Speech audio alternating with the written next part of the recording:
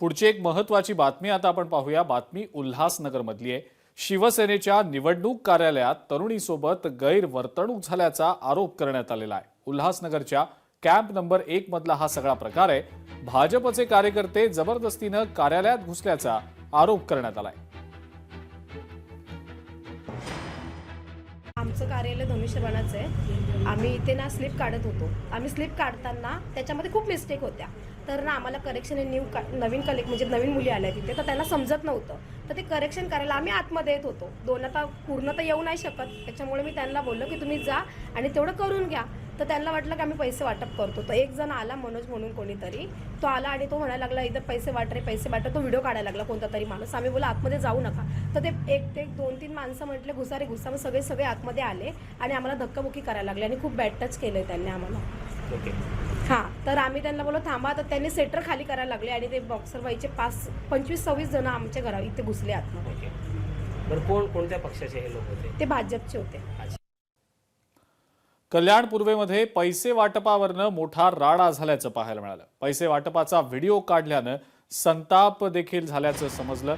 भाजप उमेदवाराच्या उपस्थितीत बेदम मारहाण करण्यात आल्याचा प्रकार घडला। कल्याण पूर्वेकडच्या पॅनल क्रमांक 13 मधला हा प्रकार आहे। मारहाणीचा व्हिडिओ सोशल मीडियावर व्हायरल देखील झालाय।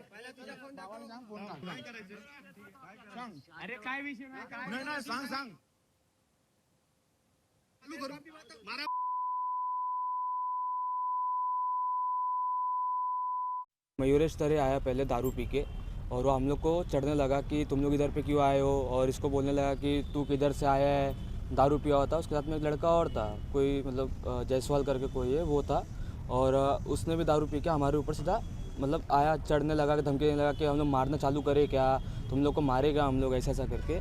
फिर हम लोग ने मतलब कुछ बोला नहीं, हम लोग शांति से हम लोग जब जाने लगे तो विक्की तरह मतलब खुद आया और सीधा उसने मतलब मारना चालू किया। उसने पहले गाली दिया, मतलब माँ के ऊपर उसने गाली दिया, फिर उसने सीधा मारना चालू किया हमको। कुठलाही व्हिडिओ दाखवा, त्याच्यात आमचा कुठलाही कार्यकर्ता किंवा पदाधिकारी पैसे वाटप असेल तर निवडणूक आयोगाला मी नक्कीच सांगेल की त्यांनी आमच्यावर कारवाई करावी।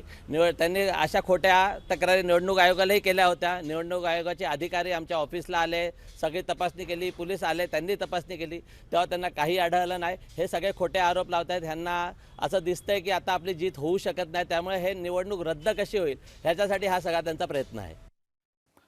काय होतास तू, काय झालास तू, असं म्हणत काहींच्या बाबतीत माझं मीठ अळणी निघालं आणि मला आता पश्चाताप होतोय असं म्हणत उपमुख्यमंत्री अजित पवार यांनी भाजपचे आमदार महेश लांडगे यांचं नाव न घेता त्यांना टोला लगावलाय।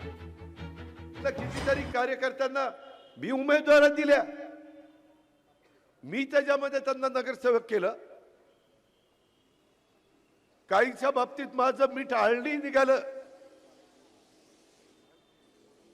इतके मला पश्चाताप होतोय ज्या पद्धतीनं हे लोक इथं भ्रष्टाचार बघितल्यानंतर, करताना बघितल्यानंतर, अरे काय होतास तू, काय झालास तू, आणि कुणा करता तू नगरसेवक व्हायच्या आधी काय करत होता त्याला आठव?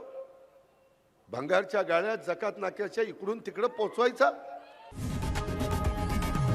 लोकशाही मराठी ऐका, पहा, जागरूक रहा।